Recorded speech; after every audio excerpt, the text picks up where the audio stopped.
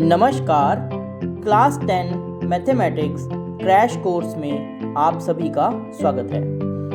आज हम करने जा रहे हैं कक्षा 10 का तीसरा अध्याय। आइए शुरू करते हैं कक्षा 10 का तीसरा अध्याय, जो कि है दो चर वाले रैखिक समीकरण युग्म।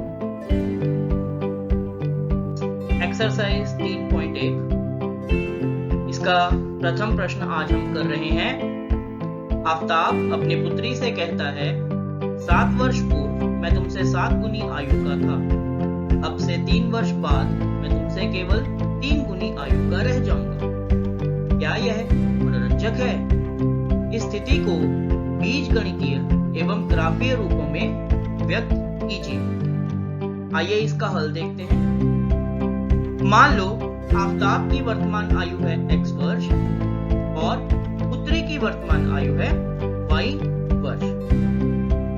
तो 7 वर्ष पूर्व, आज से 7 साल पहले, दोनों की उम्र से ही 7 वर्ष माइनस हो जाएंगे। तो आफताब की आयु हो जाएगी x माइनस 7 वर्ष, पुत्री की आयु हो जाएगी y माइनस 7 वर्ष। ये उनकी 7 वर्ष पहले की आयु आ गई है। प्रश्न के अनुसार 7 वर्ष पहले आफताब की आयु पुत्री की आयु से 7 गुना था।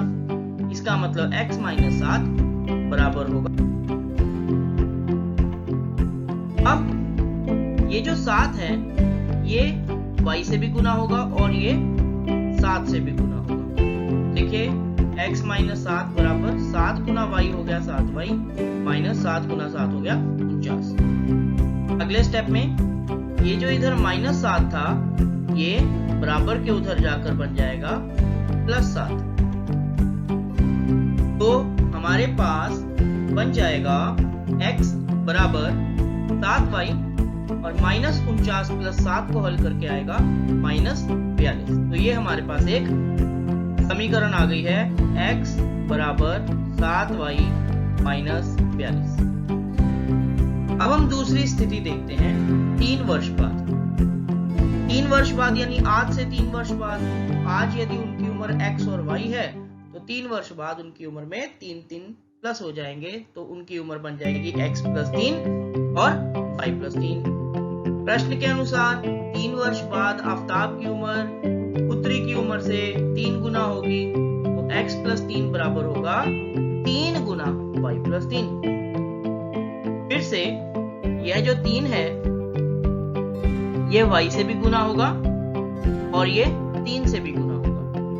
तो हमारे पास आ जाएगा x प्लस 3 बराबर 3 गुना y हो गया 3y और 3 गुना 3 हो गया 9। अब नेक्स्ट स्टेप में ये जो 3 प्लस 3 है, ये उधर जाके बन जाएगा, बराबर के उधर जाके हो जाएगा माइनस 3। एंड नेक्स्ट स्टेप में हमारे पास बन गया x बराबर 3y और प्लस 9 माइनस 3 को हल करेंगे तो हमारे पास आ जाएगा प्लस 6। तो इसलिए हमारे पास एक समीकरण बन गई x बराबर 3y प्लस 6। इन दोनों ही समीकरणों से हम टेबल्स बनाएंगे। देखिए x और y, सबसे पहले हम y की कुछ वैल्यूज लेंगे जो हम इस समीकरण x बराबर 7y माइनस 42 में डालेंगे। देखिए y के स्थान पर 6 डालने से मुझे मिलता है 7y माइनस 42 था, तो y के स्थान पे लिखा 6, तो मेरे पास आ गया 7 छिके 42 माइनस 42 और 42 माइनस 42 होता है 0। अगली बार y की जगह मैंने लिखा 7, तो 7 गुना 7 माइनस 42, 7 साते होता है 49 माइनस 42, हमारे पास वैल्यू आ गई 7, x की वैल्यू आ गई 7। इसी प्रकार से y जब हम 5 लेंगे तो हमारे पास बन गया 7 5 35, y की जगह 5 लिखा है हमने माइनस 42, तो 35 माइनस 42 हमारे पास आता है माइनस 7। अब हम लेंगे दूसरी समीकरण। दूसरी समीकरण हमारे पास बनी थी x बराबर 3y प्लस 6। इसके लिए फिर से हम टेबल बनाएंगे। अब हमने y की सबसे पहले एक वैल्यू, आप कोई भी वैल्यू ले सकते हैं, क्या y y की वैल्यू हमने सबसे पहले ली है -2। थोड़ा सा सोच कर लेनी पड़ती है कि हमें आगे 6 प्लस करना है। देखिए y की वैल्यू मैंने ली -2। ये जो मेरे पास समीकरण है x बराबर 3y + 6, इसमें y की जगह लिखा -2, तो 3 गुना -2 + 6, 3 दूनी 6, तो ये आ गया -6 + 6, वो होता है 0 के बराबर। अगली बार जब y की वैल्यू ली है -1, तो y की जगह लिखा -1, तो आ गया 3 गुना -1, -3 + 6, ये होता है 3 के बराबर। अगली बार y की वैल्यू ली है 0, तो इसी इक्वेशन में x बराबर 3y + 6 में y की जगह लिखा 0, तो 3 गुना 0 बन गया 0 + 6, और 0 + 6 हमारे पास आ गया 6। अब ध्यान से देखेंगे तो इन दोनों टेबल्स में से हमारे पास x और y की वैल्यूज आ गई है। ये ऊपर वाली है x की वैल्यूज और नीचे वाली है y की वैल्यूज। इसी प्रकार से यदि आप नीचे वाले टेबल में देखें तो भी इसमें भी हमारे पास x और y की वैल्यूज का एक टेबल बन गया है। ये जिसे मैंने अंकित किया है पीले इंक से, इसे हम एक अलग टेबल के रूप में देखेंगे। इसे ही हम कहते हैं बीजगणितीय रूप। ये जो आपने टेबल देखा सामने, ये है इस समीकरण x बराबर 7y - 42 का बीजगणितीय रूप। ये टेबल वही है जो हमने पीछे पीले रंग से अंकित किया था। इसी प्रकार से अगला समीकरण है x बराबर 3y + 6, और इसके लिए जो टेबल बनेगा वो ये बनेगा, और ये है इस समीकरण का बीजगणितीय रूप। आइए अब हम इसका ग्राफीय रूप देखते हैं। ग्राफीय रूप देखने के लिए हमने यहाँ पर एक ग्राफ बनाया है। सबसे पहले हमने पहला टेबल उठाया है, पहली समीकरण का टेबल उठाया है जो है xy। इसमें पहली वैल्यू है 0,6। 0,6 के लिए देखिए आप, ये जो 0,6 कहाँ होगा, x की तरफ को 0 और y की तरफ को 6, तो ये यहाँ जहां मैं पीला रंग अंकित कर रहा हूं, यहाँ इस लाल बिंदु पर मिलेगा। अगली वैल्यू है 7,7, तो ये देखिए x अक्ष पर 7 और y अक्ष पर भी 7, ये यहाँ पर आके मिलेगा। और तीसरी वैल्यू है -7,5, x -7 y 5, तो x अक्ष पर -7 y अक्ष पर 5, ये यहाँ पर इस बिंदु पर आकर। अब हम पुट्टे की मदद से इन तीनों बिंदुओं को जोड़ देंगे, और जो रेखा हमें प्राप्त होगी यह है x बराबर 7y - 42, जो कि हमारी समीकरण थी, उसको ग्राफ पर रिप्रेजेंट करता है। इसी प्रकार से हम दूसरा टेबल लेंगे जो हमने बनाया था। इसकी पहली वैल्यू है 0, -2, तो x अक्ष की तरफ 0 और y अक्ष की तरफ होगा -2, तो ये यहाँ पर इस बिंदु पर मिलेंगे दोनों। अगली वैल्यू है 3, -1, यानी x अक्ष पर 3 और y अक्ष पर -1, तो ये यहाँ इस बिंदु पर आके मिलेंगे। ये जो आप हरा बिंदु देख रहे हैं। और तीसरी वैल्यू है x 6 और y 0, यानी x अक्ष पर 6 और y अक्ष पर 0, तो ये यहाँ 6 पर आकर मिलेगा। ये तीन बिंदु हमें प्राप्त हुए हैं 3 वैल्यू से। इन तीनों बिंदुओं को ज्वाइन करेंगे हम एक फुट्टे की मदद से सीधी रेखा बनाकर, तो हमारे पास समीकरण x बराबर 3y + 6 का ग्राफीय रूप यहाँ पर इस ग्राफ में दिखाई देगा। ही इन समीकरणों का ग्राफीय रूप है। आज हम इसका एक बेसिक समझने जा रहे हैं। ये टेबल आपके बच्चों को बहुत काम आएगा। आइए देखते हैं। यदि दो रैखिक युग्म हो a1x + b1y + c1 = 0, और दूसरा रैखिक युग्म हो a2x + b2y + c2 = 0। यदि इस प्रकार से हमें दो रैखिक युग्म दिए हों, तो हमारे पास 3 अलग अलग तरह की कंडीशंस हैं। इसमें पहली है यदि a1 बटा a2 b1 बटा b2 के बराबर ना हो।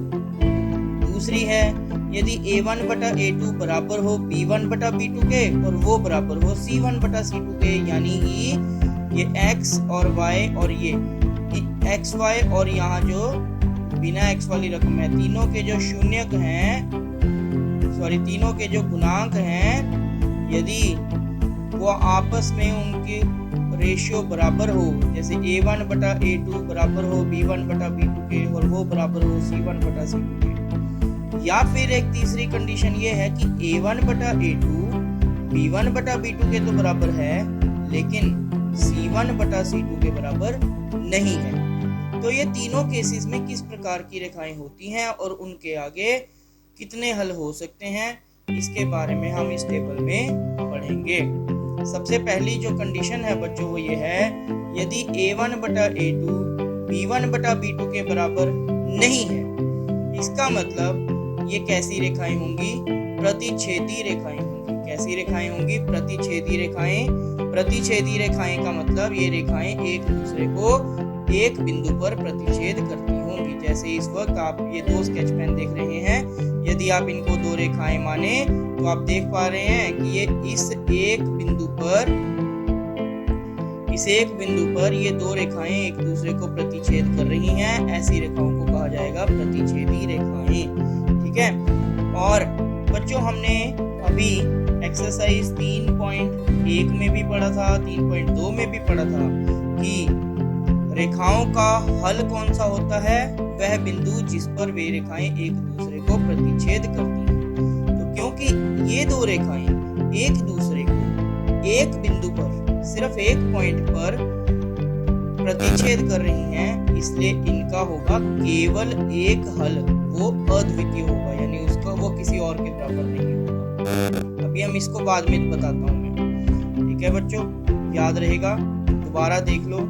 a1 बटा a2 यदि b1 बटा b2 के बराबर नहीं है तो कैसी रेखाएं होंगी, वो प्रतिच्छेदी रेखाएं होंगी। वह जो रैखिक युग्म होगा वो प्रतिच्छेदी रेखाओं का होगा, और वो प्रतिच्छेदी रेखाएं क्योंकि एक बिंदु पर मिलेंगी, इसका मतलब हम ये मानेंगे कि उसका केवल एक अद्वितीय हल है। अब यदि हम दूसरी कंडीशन देखते हैं, a1 बटा a2 बराबर है b1 बटा b2 के और बराबर है c1 बटा c2 के, तो ये कैसी रेखाएं हैं, समपाती रेखाएं। समपाती रेखाएं बच्चों कैसी होती हैं, यदि एक रेखा दूसरी रेखा के ऊपर बिल्कुल इस प्रकार से हो कि वह बिल्कुल एक दूसरे के साथ हर बिंदु पे टच करते हो, तो ऐसी रेखाओं को कहा जाता है समपाती रेखाएं। ठीक है बच्चों, ये हैं समपाती रेखाएं जो एक दूसरे के साथ बिल्कुल चिपकी हुई है एक दूसरे के ऊपर। अब देखिए ध्यान से बच्चों, यदि ये समपाती रेखाएं हैं, a1 बटा a2 बराबर b1 बटा b2 बराबर c1 बटा c2, ये समपाती रेखाएं हैं, तो हमने कहा था इनके कितने हल होंगे, जितने बिंदुओं पर रेखाएं मिलेंगी। अब ये तो एक दूसरे के साथ ही चिपकी हुई हैं, एक दूसरे के बिल्कुल साथ टच हो रही हैं, तो ऐसे 1 2 3 4 5 6 7 8 अनगिनत बिंदु होंगे जिन पर ये एक दूसरे को टच कर रही होंगी, प्रतिच्छेद कर रही होंगी। क्योंकि इनके अनेक बिंदु हैं, इसीलिए इनके अनेक हल हैं। याद है ना आपको, जितने बिंदुओं पर रेखाएं मिले उतने उस रैखिक युग्म के हल होते हैं। तो यह तो समपाती रेखाएं हैं, ये तो अनेक बिंदुओं पर ऐसे मिल रही हैं, इस प्रकार से मिल रही हैं, तो अपरिमित रूप से अनेक। यदि समपाती रेखाएं हैं तो अपरिमित रूप से अनेक हल होंगे।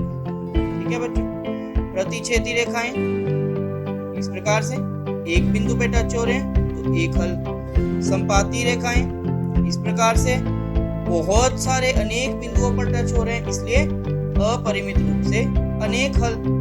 तीसरा कंडीशन है a1 बटा a2 बराबर हो b1 बटा b2 के, लेकिन c1 बटा c2 के बराबर नहीं हो। ठीक है, a1 बटा a2 b1 बटा b2 के तो बराबर हो, लेकिन c1 बटा c2 के बराबर नहीं हो, तो हम ये कहेंगे कि यह कंडीशन किस तरह की रेखाओं की है, समांतर रेखाओं की। बच्चों, समांतर रेखाएं कैसी होती हैं, इस प्रकार से होती है ना, जो एक दूसरे से बराबर दूरी पर हो, एक दूसरे को कभी टच ना करती हो, कभी एक दूसरे से मिलती ना हो, ऐसी रेखाओं को कहा जाता है समांतर रेखाएं। ठीक है बच्चों। और एक सेकंड, ये हिली जा रहे हैं बच्चों बार बार, ये यदि मान लो ऐसे, ठीक है, ये समांतर रेखाएं, क्योंकि ये एक दूसरे को कभी टच नहीं करेंगे। ठीक है बच्चों। अब क्योंकि ये एक दूसरे को मिल ही नहीं रही तो हल कितने होंगे? क्या कहा था, जितनी बार रेखाएं एक दूसरे को टच करें, इंटरसेक्ट करें, प्रतिच्छेद करें, उतने हल। ये तो समांतर हैं, हमेशा एक दूसरे से बराबर दूरी पर रहेंगी, ये कभी एक दूसरे से मिलेंगी ही नहीं, तो इसका हल भी नहीं होगा। समांतर रेखाएं कोई हल नहीं। क्यों हल नहीं? क्योंकि ये आपस में मिलती ही नहीं। ठीक है बच्चों, अब समझ आया?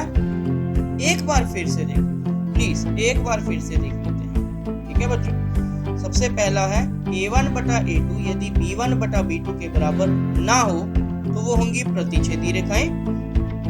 प्रतिच्छेदी रेखाएं होती हैं इस प्रकार से, जो एक दूसरे को टच करती हो, क्रॉस करती हो, इंटरसेक्ट करती हो और एक बिंदु पर प्रतिच्छेद कर रही हैं, इसलिए एक हल है। ठीक है, दूसरी कंडीशन है a1 बटा a2 बराबर b1 बटा b2 बराबर c1 बटा c2।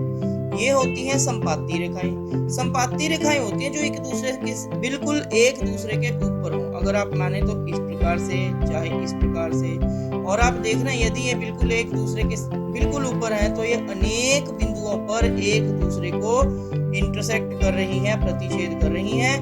क्योंकि अनेक बिंदुओं पर एक दूसरे से टच कर रही हैं, इसलिए इनके अपरिमित रूप से अनेक हल होते हैं। मैं अभी इसकी बात नहीं कर रहा हूँ। ठीक है, और तीसरा है बच्चों, यदि a1 बटा a2 बराबर हो b1 बटा b2 के, लेकिन c1 बटा c2 के बराबर ना हो, तो ये किसकी कंडीशन होती है? समांतर रेखाओं। किसकी कंडीशन होती है? समांतर रेखाओं की।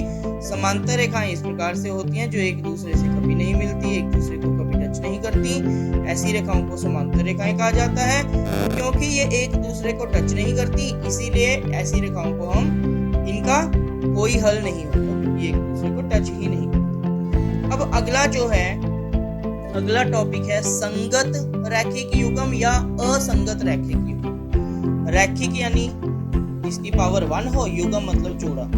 तो ऐसा जोड़ा जिसका कोई हल निकलेगा वो संगत, जिसका हल ना निकले वो असंगत। अब देखो यहाँ पे एक हल निकलेगा ना तो संगत, अपरिमित रूप से अनेक हल, मतलब हल तो है ना, यहाँ भी हल निकल रहे हैं, यहाँ भी हल निकल रहे हैं, यहाँ एक हल है, यहाँ अनेक हल हैं, तो ये भी संगत, ये भी संगत। लेकिन जो समांतर रेखाएं हैं जो आपस में नहीं मिलती, जहाँ कोई हल नहीं है, वह असंगत रैखिक। ठीक है बच्चों, अब आपको कभी पूछ लिया जाए, आपको दो रेखाएं दी हो 2x plus 3y minus 4, 5x plus 6y minus 8 बराबर 0 बराबर 0। आपसे पूछा जाए बताओ ये प्रतिच्छेदी है या नहीं, संपाती है या नहीं, समांतर है या नहीं, तो आप a1 बटा a2, b1 बटा b2, c1 बटा c2 निकालोगे। फिर देखोगे यदि a1 बटा a2, b1 बटा b2 के बराबर नहीं आया तो प्रतिच्छेदी रेखाएं, यदि तीनों बराबर आए तो संपाती रेखाएं, यदि तीनों बराबर नहीं आए, सिर्फ a1 बटा a2, b1 बटा b2 के बराबर आया लेकिन c1 बटा c2 के बराबर नहीं आया तो समांतर रेखाएं। यदि प्रतिच्छेदी रेखाएं हैं तो एक हल, यदि संपाती रेखाएं हैं तो अपरिमित रूप से अनेक हल, यदि समांतर रेखाएं हैं तो कोई हल नहीं। यदि हल आ गया तो संगत संगत, यदि हल नहीं आया तो असंगत। एक्सरसाइज 3.3 आज हम इसका प्रश्न पहला करने जा रहे हैं। निम्न रैखिक समीकरण युग्म को प्रतिस्थापन विधि से हल कीजिए। बच्चों इस चैप्टर में 3 विधियां हैं, उसमें से सबसे पहली विधि है प्रतिस्थापन विधि। आज हम इसको सीखने जा रहे हैं कि प्रतिस्थापन विधि होती क्या है। इसके लिए हम सबसे पहले हमारी जो 2 समीकरणें दी हैं, हम इसको एक बार दोबारा अपने सॉल्यूशन में लिखते हैं। ये सॉल्यूशन यहाँ से स्टार्ट होता है। तो x प्लस वाई बराबर 14 और दूसरी है x माइनस वाई बराबर 4। हम इन्हें हल करेंगे बच्चों। कैसे हल करेंगे? प्रतिस्थापन का मतलब होता है दोबारा स्थापना करना, एक जगह से दूसरी जगह स्थापना करना। ठीक है, आइए देखते हैं कैसे। इसमें से आप कोई भी एक रकम ले लो और उसमें मान लीजिए, हम सबसे पहले तो इनको नाम दे देते हैं। ये है इक्वेशन नंबर 1 और ये है इक्वेशन नंबर 2। अब इसमें से मान लीजिए कि मैं इक्वेशन नंबर 2 में y को दूसरी तरफ ले जाता हूँ, तो ये रहा x बराबर का निशान, ये है 4, y यहाँ माइनस हो रहा है, उधर जाके हो जाएगा प्लस, तो x बराबर आ गया 4 प्लस वाई। ठीक है बच्चों, ये y यहाँ माइनस हो रहा था ना x के साथ, जब ये बराबर से उधर गया तो इसका साइन चेंज हो गया, ये बन गया प्लस। ये जो x बराबर 4 प्लस वाई आया, putting the value of y इन, दो इक्वेशन को हल किया था तो 1 में डालेंगे, 1 इक्वेशन को हल करते तो वो वैल्यू 2 में डालते। ठीक है बच्चों, याद रखना हमने x माइनस वाई बराबर 4 यानी इक्वेशन 2 को हल करके ये निकाला था x की वैल्यू, इसको 1 में डालेंगे। यदि हम 1 को हल करते तो इसको 2 में डालते। ठीक है, तो इन इक्वेशन 1, अब इक्वेशन 1 में हमें क्या करना है, ये है इक्वेशन 1, x प्लस वाई बराबर 14, यहाँ पर x की जगह हमें ये वैल्यू लिखनी है। ठीक है बच्चों, x की जो वैल्यू है ये लिखनी है इसकी जगह, तो हमारे पास इक्वेशन 1 बन जाएगी x की जगह लिखो 4 प्लस वाई, 4 प्लस वाई, ये x की जगह मैंने लिख दिया 4 प्लस वाई, बाकी सारी इक्वेशन ऐसे उतारो, प्लस वाई बराबर 14। इसे अब हम हल करेंगे। देखिए 4 जो है ये इधर y के साथ प्लस हो रहा है तो उधर जाके क्या हो जाएगा, माइनस y प्लस वाई हो जाएगा 2y। ठीक है बच्चों, y प्लस वाई कितना हो गया 2y, ये थोड़ा सा दूर लिखना है, पास लिखना है आपने। अगले स्टेप में देखो y बराबर 14 में से 4 निकाला 10, 2 इधर y के साथ गुना हो रहा है तो उधर जाके क्या हो जाएगा, भाग। ये सब आपने पहले सीखा हुआ है, सिर्फ एक, इसी को हम कहते हैं प्रतिस्थापन, कि एक इक्वेशन को हल करके, हल क्या सिर्फ y को उधर ले गए तो x का जो मान आया उसे दूसरी में स्थापित कर देना, दूसरी समीकरण में स्थापित कर देना, इसी को प्रतिस्थापन कहते हैं। ठीक है, अब यहाँ पे y हमारे पास आ गया, y बराबर 10/2, इसको हल काट दो, 2 एकम 2, 2 एकम 2, 2 5 10, यानी ये आ गया y बराबर 5। कितना आ गया, y बराबर 5 आ गया। अब हम क्या करेंगे, y बराबर 5 को या तो इक्वेशन 1 में डाल दो या इक्वेशन 2 में डाल दो। Put value of y in equation, मैं 1 में डाल रहा हूं, आप 2 में भी डाल सकते हैं, 1 में भी डाल सकते हैं, किसी में भी डाल दो। या हम ऐसा कर सकते हैं कि या 1 या 2 में डालने के बजाय ये जो हमारे पास आया था x बराबर 4 प्लस वाई, इसमें डाल सकते हो, इसको इक्वेशन 3 मान लो। ठीक है, तो मैं यहाँ पर सीधे ही लिखता हूँ इन इक्वेशन 3, इन इक्वेशन 3। ठीक है, इसका फायदा क्या होगा देखो मैं आपको बताता हूँ। 3 इक्वेशन क्या है, x, ये देखो ये ना इक्वेशन 3, x बराबर 4 प्लस वाई, तो x बराबर 4 प्लस वाई, ये y है, y अभी हमने कितना निकाला 5, y अभी हमने कितना निकाला 5, तो x कितना आ गया 4 प्लस 5, 4 प्लस 5 कितना होता है 9, 4 प्लस 5 कितना होता है 9। तो ऐसा करने से ही हमारे पास, यदि हम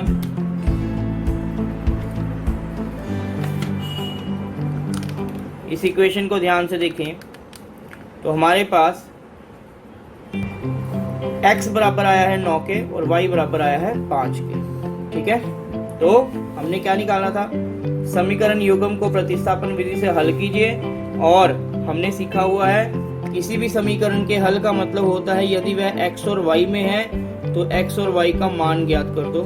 अभी हमने x बराबर 9 निकाला और y बराबर 5 निकाला है, यही इस समीकरण का हल है। कक्षा 10 एक्सरसाइज 3.4, आज हम इसका पहला प्रश्न करने जा रहे हैं। निम्न समीकरणों के युग्म को विलोपन विधि तथा प्रतिस्थापना विधि से हल कीजिए, कौन सी विधि अधिक उपयुक्त है।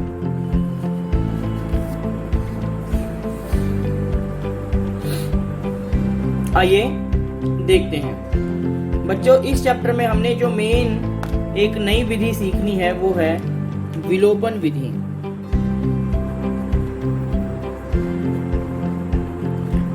विलोपन विधि आप जानते हैं, पिछले चैप्टर में हमने प्रतिस्थापना विधि पढ़ी थी जिसमें कि एक रकम में से x की वैल्यू निकाल के इक्वेशन 2 में रखी थी और उस हिसाब से हमने अपनी इक्वेशन को हल किया था। लेकिन इस इक्वेशन में आज इस प्रश्न में हम करेंगे विलोपन विधि और प्रतिस्थापना विधि। आइए देखते हैं इसे कैसे हल किया जाना है। सबसे पहले हमारे पास एक समीकरण है x + y = 5 और दूसरी समीकरण है 2x - 3y = 4। मैं इन इक्वेशंस को एक बार पुनः लिखता हूँ। x + y = 5, 2x - 3y = 4। अब हम इन इक्वेशंस को नंबर देंगे। ये इसको मान लेते हैं इक्वेशन नंबर 1 और इसे मान लेते हैं इक्वेशन नंबर 2। अब बच्चों ध्यान से देखना जो मैं करने जा रहा हूँ। हमें करना ये है, इक्वेशन 1 को किसी ऐसी संख्या से या इक्वेशन इन दोनों में से किसी भी एक समीकरण को किसी ऐसे नंबर से गुना करना है ताकि दूसरी इक्वेशन के साथ और पहली इक्वेशन के जो x के या y के दोनों में से किसी एक के भी जो गुणांक हैं वो एक जैसे हो जाएं। देखो कैसे। यदि मैं पहली इक्वेशन को 2 से गुना कर दूंगा तो ये बन जाएगा 2x + 2y = 10। यानी हर एक चीज को 2 से गुना कर दिया तो यहाँ भी 2x आ जाएगा और यहाँ भी 2x आ जाएगा। एक तरीका तो ये है कि इसको नहीं करना, सिर्फ इस इक्वेशन को 2 से गुना कर दो तो ये बन जाएगा 2x, तो यहाँ भी है 2x। बाकी साइम हो चाहे ना हो, यहाँ 2y आएगा, यहाँ -3y आएगा, उससे कोई फर्क नहीं पड़ता। कोई भी एक गुणांक सेम हो जाना चाहिए। इसी प्रकार से यदि मैं इस पहली इक्वेशन को 3 से गुना कर दूंगा, -3 से गुना कर दूंगा तो ये बनेगा -3x, -3 गुना y हो जाएगा -3y और यहाँ भी है -3y। समझे आप मेरी बात? कैसे पता लगेगा 2 से गुना करना है 3 से? वो यहाँ इस इक्वेशन के गुणांक से पता चलेगा। ठीक है, यहाँ देखिए सबसे पहले हम एक उदाहरण ले लेते हैं। हम यहाँ x के साथ है 2, यहाँ x के साथ कुछ भी नहीं है, तो इस पूरी रकम को किससे गुना करूं ताकि x के साथ 2 आ जाए? 2 से गुना करूंगा। तो मैं लिखता हूं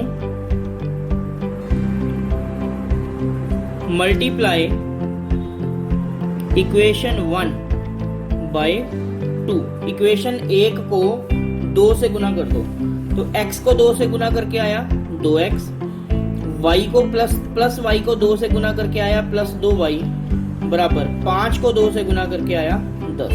ये हमने पहली इक्वेशन में से बनाई है। दूसरी इक्वेशन इसके नीचे लिख दो। ये है 2x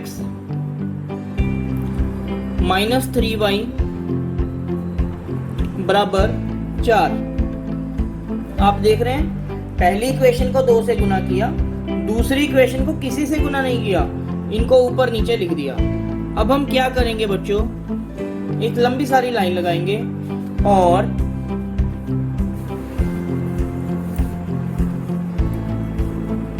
इन इक्वेशंस को हम माइनस करेंगे और इन इक्वेशंस को हम माइनस करेंगे। आइए देखते हैं। अगर इस इक्वेशन को माइनस करेंगे, इसके साथ साइन है प्लस, ये सारे साइन चेंज हो जाएंगे। ये बन जाएगा माइनस, ये माइनस है तो ये बन जाएगा प्लस, ये प्लस है तो ये बन जाएगा माइनस। ठीक है बच्चों? ठीक है बच्चों? अब 2x - 2x हो गया 0, तो 0 नहीं लिखना।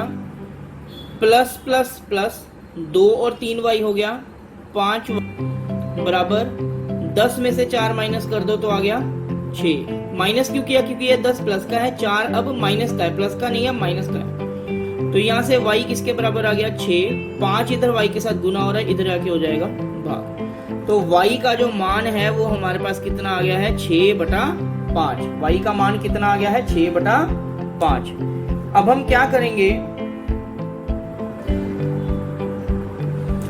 इस y के मान को चाहे इक्वेशन 1 में डाल दो चाहे इक्वेशन 2 में डाल दो। Put value of y in equation 1 equation है x प्लस y की जगह 6/5 बराबर है 5 के। अब हम इसे हल करेंगे। x बराबर 5, 6/5 यहाँ x के साथ प्लस हो रहा है, उधर जाएगा तो क्या हो जाएगा माइनस, इसका साइन चेंज हो जाएगा, ये 6 + 5 इधर प्लस का था उधर गया तो माइनस हो गया। इसे हल करेंगे, इसके नीचे कुछ नहीं है तो 1, x बराबर 5 और 1 का लघुत्तम आ जाएगा 5, 5 को नीचे वाले से भाग ऊपर वाले से गुना करते हैं, 5 को 1 से भाग किया 5, उस 5 को ऊपर 5 से गुना कर दिया, 5 × 5 = 25, माइनस 5 को 5 से भाग किया 1, 1 को ऊपर 6 से गुना कर दिया तो 6, तो x आ गया 25 में से 6 माइनस किया 19 बटा नीचे है 5, तो ये हमारे पास x का मान आ गया है। देखिए हमारे पास समीकरण थी x + y = 5 और 2x - 3y = 4, तो हमने देखा कि हमारे पास x का मान आया है 19/5 और y का मान आया है 6/5। यह ही इस समीकरण का हल है। समीकरण का हल का मतलब है यदि वो x y में समीकरण है तो x और y का मान निकाल दीजिए। ये हमने इस समीकरण में निकाल दिया। कक्षा 10 एक्सरसाइज 3.6 इसका प्रथम प्रश्न आज हम करने जा रहे हैं। निम्न समीकरणों के युग्मों को रैखिक समीकरणों के युग्म में बदलकर हल कीजिए। बच्चों आप जानते हैं रैखिक समीकरण जो होता है वो होता है ax + by + c = 0, इस तरीके का होता है। लेकिन अभी आप यहाँ देख पा रहे हैं कि यहाँ जो x है वो नीचे है, यानी x की घात माइनस में है, तो इसे हम बदलेंगे। देखो कैसे, आप इस स्टेप को ध्यान से देखिएगा, बहुत से क्वेश्चंस में अब इसी प्रकार के स्टेप्स हम करने जा रहे हैं। मान लो 1/x बराबर होता है a के, 1/y को हम मान लेते हैं बराबर b के। ध्यान से देखिएगा इससे क्या फर्क आएगा। 1/x ये है 1/2x, इसमें से 2 को भी रुक जाए तो 1/x की जगह क्या आ जाएगा a बटा, और नीचे क्या है 2, ये 2 बटे के नीचे है हर है इसलिए a बटा। समझ आया बच्चों? हमने 1/x को a माना तो 1/x की जगह मैंने लिख दिया a बटा 2 भी था तो वो लिख दिया बटा 2, प्लस इसी प्रकार से 1/y को माना b तो 3 को छुपा लो तो ये है 1/y, 1/y की जगह b बटा नीचे है 3 तो 3 बराबर 2। ये समझ आ गया? इसी प्रकार से इस तरफ देखें, 1/x की जगह अब हमने लिया है a बटा नीचे है 3 प्लस 1/y की जगह हमने अभी लिया है b, तो 1/y की जगह मैंने लिखा b और नीचे है बटा 2, तो बटा 2 बराबर 13/6। इन दोनों को अभी हम हल करेंगे कैसे? लघुत्तम लेकर 3 और 2 का लघुत्तम आ जाएगा 6, 6 को 2 से भाग किया, नीचे वाले से भाग ऊपर वाले से गुना, यही करते हैं ना बच्चों। 6 को 2 से भाग करके आया 3, 3 को a से गुना कर दिया 3a, 6 को 3 से भाग किया 2, 2 को ऊपर b से गुना किया 2b बराबर 2। अगले स्टेप में 3a + 2b बराबर 6, इधर भाग हो रहा है उधर जाएगा तो गुना हो जाएगा, 6 दूनी 12 हो जाएगा। ये हमारी एक समीकरण बन गई। इसी प्रकार से यहाँ ले लेते हैं, 3 और 2 का लघुत्तम यहाँ भी आ जाएगा 6, नीचे वाले से भाग ऊपर वाले से गुना, 6 को 3 से भाग करके आया 2a, 2 को ऊपर a से गुना किया तो 2a प्लस 6 को 2 से भाग किया 3, 3 को ऊपर b से गुना कर दिया 3b बराबर 13/6। ये 6 जब उधर जाके गुना होगा तो 6 से 6 कट जाएगा, तो इसलिए इस 6 को मैं यहीं इस 6 से काट दे रहा हूँ। ये 6 यहाँ इस 6 भाग हो रहा है, यहाँ भी 6 भाग हो रहा है, 6 से 6 कट गया। हमारे पास जो समीकरण आई वो आई 2a + 3b बराबर 13। इसको मान लेते हैं इक्वेशन नंबर 1, इसको मान लेते हैं इक्वेशन नंबर 2। इनको हल करने के बहुत से तरीके अभी आपने सीखे हैं चैप्टर 3 में। विलोपन विधि भी सीखा है, प्रतिस्थापन विधि भी सीखा है, वज्र गुणन विधि भी सीखा है। तो मैं इसमें से प्रतिस्थापन विधि का प्रयोग यहाँ करने जा रहा हूँ। आइए देखते हैं। यह है 3a बराबर 12, 2b यहाँ इसके साथ प्लस हो रहा है, उधर जाएगा तो माइनस हो जाएगा। अगले स्टेप में a बराबर 12 माइनस 2b, 3 इधर इसके साथ मल्टीप्लाई हो रहा है, उधर जाएगा तो भाग हो जाएगा। इसको हम मान लेते हैं इक्वेशन 3। आपको याद होगा हमने यही तरीका किया था। इस a की वैल्यू को हम इक्वेशन नंबर 2 में पुट करेंगे। Put the value of a in equation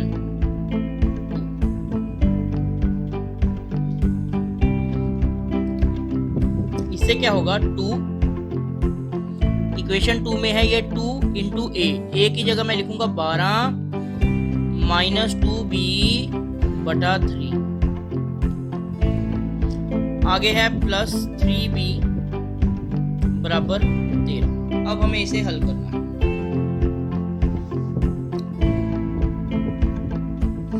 2 12 से गुना होगा तो बन जाएगा 24, माइनस 2 2 से गुना होगा तो बन जाएगा 4b।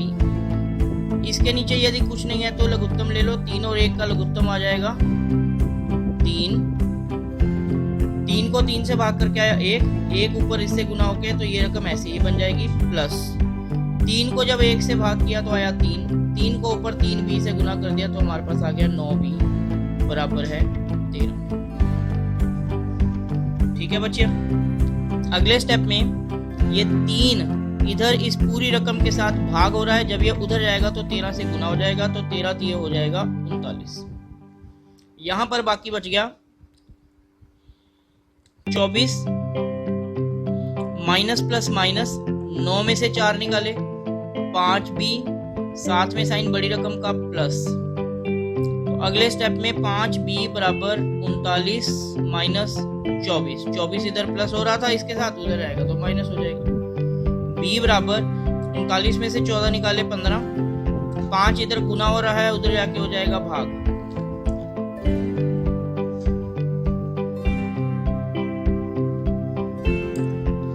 से 15 कट गया 3 के पहाड़े में। इसका मतलब b की वैल्यू हमारे पास आ गई है 3। b की वैल्यू हमारे पास आ गई है 3। अब हम इस b की वैल्यू रखेंगे इक्वेशन नंबर 3 में। Put the value of b in equation 3।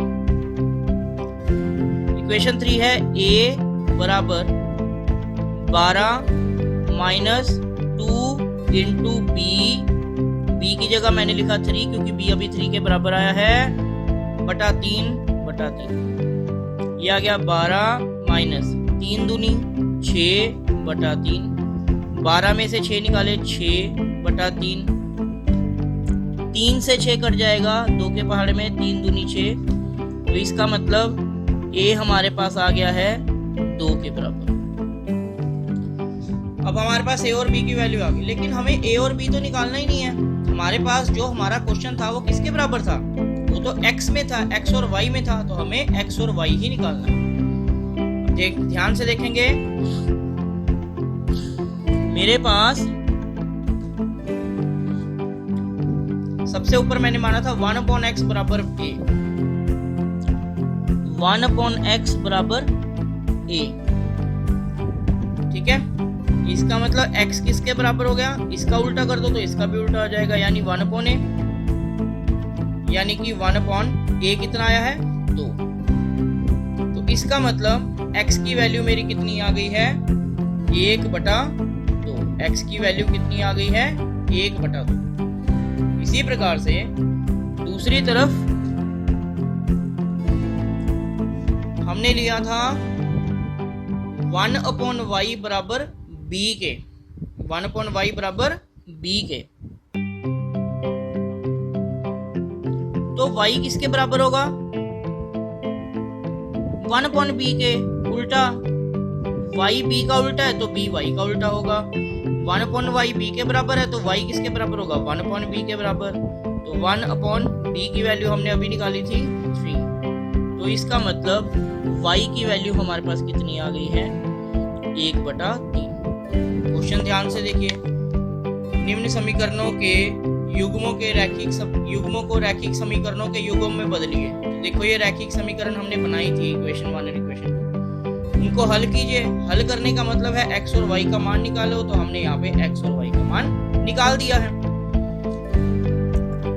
तो बच्चों, ये था 10वीं कक्षा का तीसरा अध्याय 2 चर वाले रैखिक समीकरण युग्म। धन्यवाद।